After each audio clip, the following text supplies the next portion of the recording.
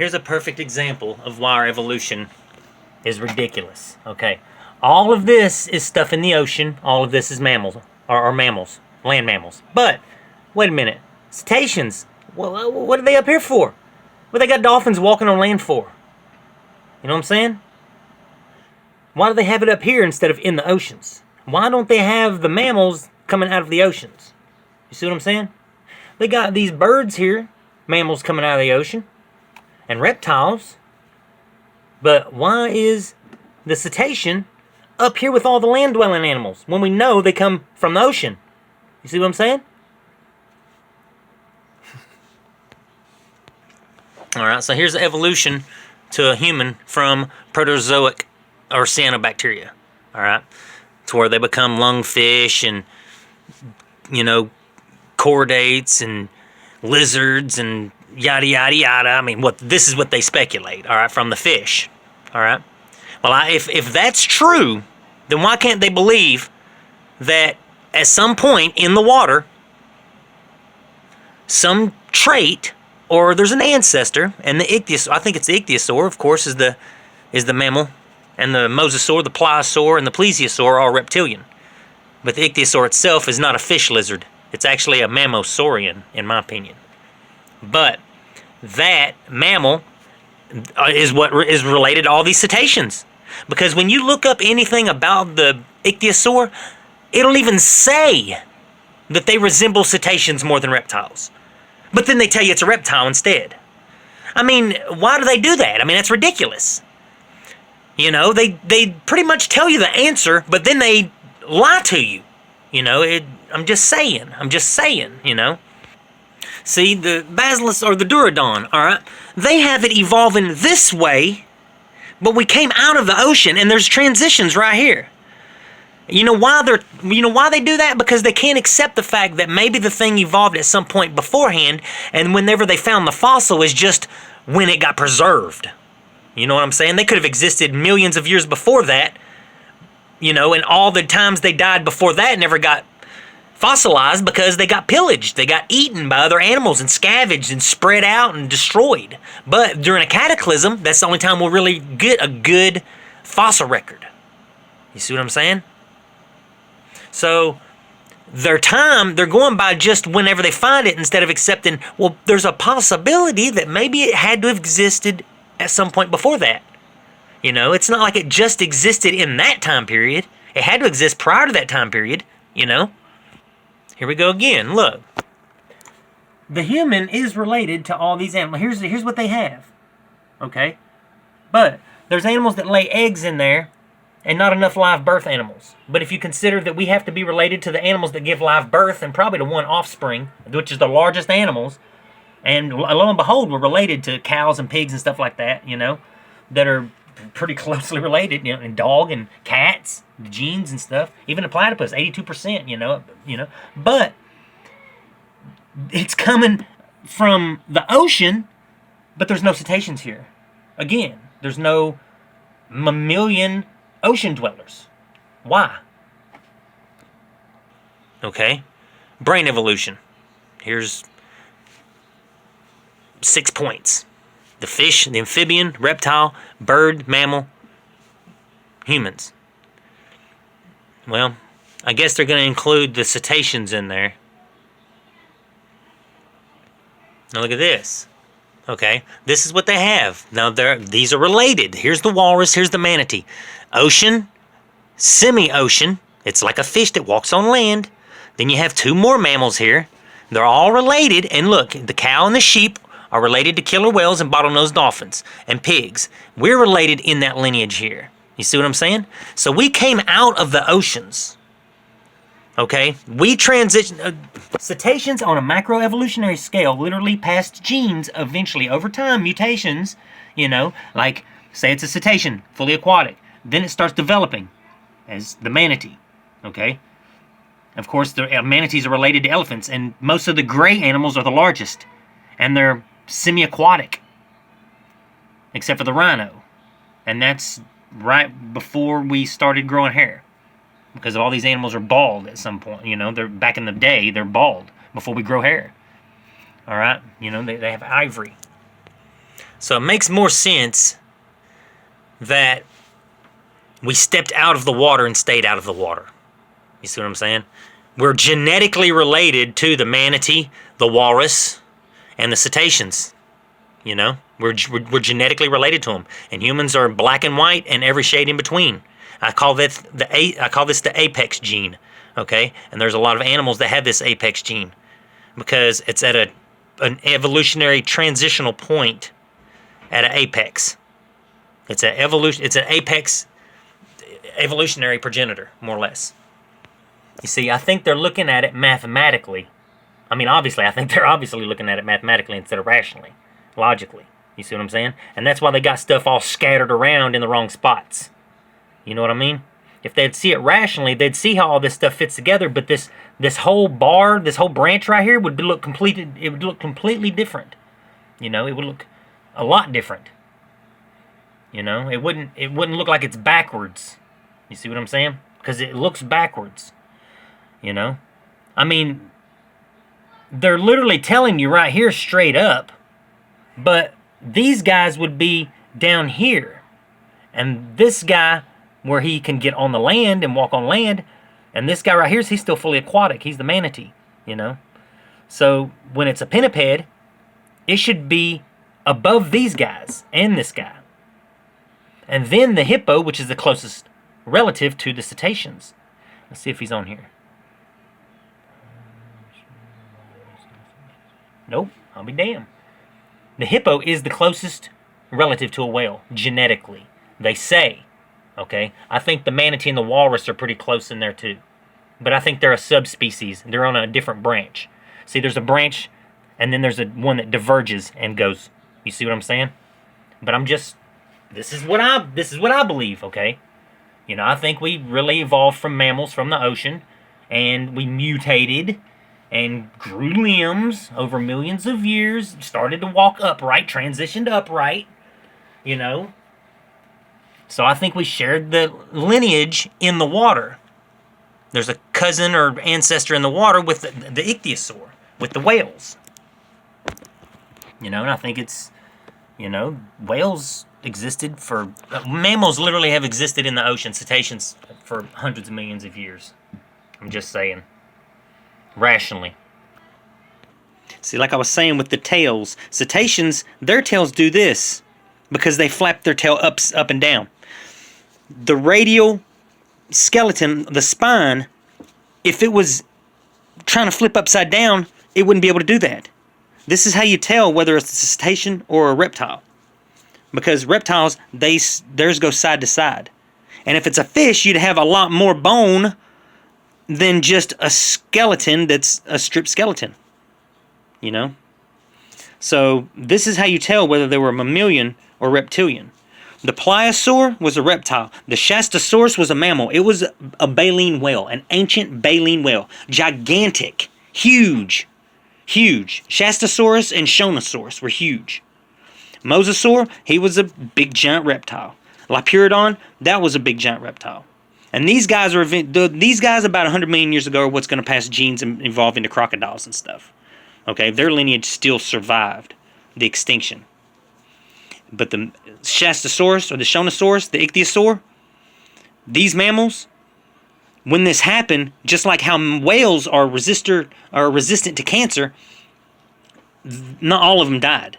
The root of the tree of life was still there, more or less. You know, the lineage. So when this happened, it was pass genes or mutate, you know, or die, you know, adapt.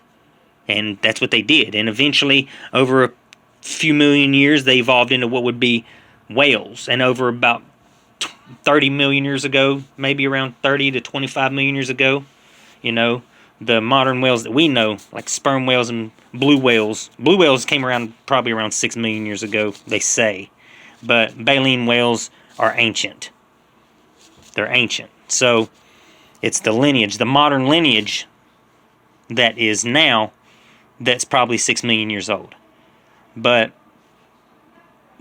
the lineage before that probably had a genetic difference. You know, it had a genetic difference than what it passed on that became a blue whale. You know, and then that was like 6 million years ago. So that's how it works. It's genetic traits that apply because of the radiation from the sun. It's evolutionary radiation. So at some point around, 40 million years ago, 60, the Basilosaurus, and then about 20 million, 30 million years ago, the Durodon. See, those are cetaceans. We know these guys are cetaceans. But these cetaceans came about because of the ichthyosaur that was already in the water. You see what I'm saying? That's the lineage there in the water. You see, they keep saying the ichthyosaur is a reptile. And the name even means fish lizard. So they got it named twice wrong. Okay? So that kind of makes me think, I'm suspicious of that. It's like, why would they name it wrong twice? Were they trying to overcompensate to make it wrong? You know what I'm saying? To try to hide it? Because it's hid things pretty well, and that's why we don't understand our evolution that well. Because we're not understanding it fundamentally, we're understanding it with all these mathematical calculations. But, you got infinite numbers pretty much, so you got to know where to put these numbers. And if you understand fundamentally, you can fit them into place a little easier. Okay, here's a dolphin skeleton, or a whale. They're both almost identical, okay? See how the tail, it doesn't have spine, it doesn't have the radial thoracic area? It's smooth. It's elongated and smooth, all right? Now look at the ichthyosaurs. See, it does the same thing. Now, when they look at these fossils, when you see these fossils, you see, well, it looks like that's how it goes. See, like right here. Okay, see? All right. Now, if this is horizontal when it's in the water, okay, then it would be sticking up. You see what I'm saying? Now, when you got all these pressures and it gets buried and preserved, that's going to be flipped over. That's going to flop down and be pushed down and pressed down. You see what I'm saying? And that's the illusion that it looks like this. Because if this bone went to the bottom here, and you'd have all this flap right here with no thrust. You see what I'm saying? It would lay over. It would be like a floppy, the way the tail is, it wouldn't have enough thrust to it. You see what I'm saying? All the weight's in the bottom, but there would be no pressure. So it would have to literally run through the middle and move up and down to be able to give it some thrust. You see what I'm saying? All of this would want to lay over. If it swam side to side like they claim, then this would hardly have any, it wouldn't be able to swim. It literally wouldn't.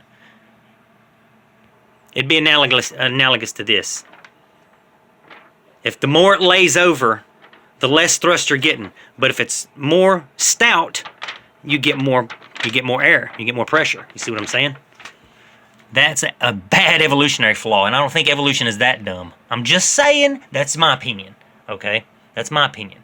But it seems to me that any reptile always has their spine that goes all the way down their tail, and they can move it side to side. But if they had it all the way down their tail, they wouldn't be able to move it up and down because it would be like two discs rubbing against each other, They have to move side to side. And this is a cetacean tail. You see what I'm saying? These guys, and even their teeth. Their teeth, they got the same amount of teeth as bottlenose dolphins in most cases. So I'm just throwing that out there too. I'm just throwing out evolutionary. I'm trying to help people understand evolution better because once I considered that, we had to come from mammals, that give live birth, then I saw two lineages, Well, technically the three. But the third one is the marsupial, and that connects the two lineages. That's like a transitional phase to full placental birth. But that's an evolutionary stage. Because that's when we start to transition to be bipedal. And that's why kangaroos are so closely related to apes. And they look like apes. They're built the same. Their arms and stuff. It's just wild. I gotta throw it out there because he's just wild looking. You know what I'm saying? Closest cousins to apes. Now I'm just throwing this out here. Now, like if you watch any of these, you believe, or you'll know that I believe that at some point we transition from the antelope into what are marsupials. Okay, there's a transitional stage here. All right, I'm just throwing out the antelope, his face. Okay, Kangaroo's face. Okay? An antelope walk bipedally. I'm just throwing this out here. Okay, just throwing it out, man. Antelope are creepy, dude. This is where the idea of pan comes from. Chimpanzee.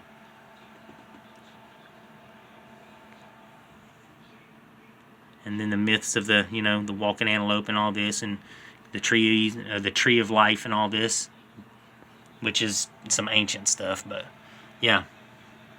At some point, our hooves transitioned into feet. Our legs bone, it changed, and the hoof became fingernails and toenails. And then we started giving live birth. You know, that's when the hands and feet started transitioning, the kangaroo stage, or like the marsupial stage, basically. And just like I was saying, here's the marsupial here, the koala. Look at its hands. It's creepy. And its hands and its feet. You know, it's ape-like. You know, it's a transitional stage. You know, and the koala and the kangaroo are marsupials, so they're related. You know, they're related to a common ancestor. And that common ancestor is a transitional stage from the ungulates, you know. See, an antelope is an even-toed ungulate, okay? This is hippopotamuses, which are related to whales, they said, the closest related. Pigs, which are related to humans. Cattle, which are 80% related to humans. Goat, which are really related to humans. Deer, sheep, that are very closely related to humans also. Okay?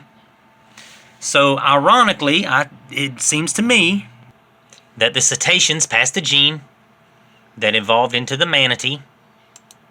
You see what I'm saying? The manatee here. That eventually became the hippo over time. A species, but there are other subspecies too. Just a macroevolutionary scale. Each one of these have subspecies also. Because the wave, it's a wave. It's an evolutionary wave. Everything works in waves. You know, you get an overlap, which creates subspecies. Actually, the walrus is in there before the hippo. But you can see how their faces are so similar. They're related. I know they're related. Closer than what we think. They don't even have it's not like they don't even have the comparisons for the guys that I'm looking for. They have, you know, they'll have all kinds of comparisons. Oh, how close related is a pig to a human, or like a mouse to a human, or a cat to a human, or something. You'll have all this stuff, but then when you try to find the walrus to the hippo, oh no, you can't find that. You know what I'm saying? Or the hippo to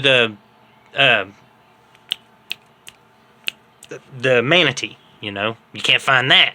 Or even the walrus to the manatee, you can't find that. But you can find a sheep to a cow, you know, or a pig to a mouse, you know, you can still find stuff like that. But when it comes to getting closer to the ocean, they hide stuff, you know. It's like you can't find anything when it comes to getting closer to the ocean. Out here on land, you can find all kinds of genetic, you know, comparisons and information that they give you. But when you start reducing it back toward the water, it becomes a lot harder to find. So we transitioned out of the water, then became the even-toed ungulates, the odd and even-toed ungulates. They're subspecies, and they diverged into two lineages, which are these guys, you know, pigs and bears and antelope. Well, not the bear. They're in the carnivora, but like moose, the buffalo, the cattle, any of this with hooves evolves, and at some point the kangaroo, and then we transition into ape. Of course, obviously the cetacean is in the water, you know what I'm saying? I mean, obviously.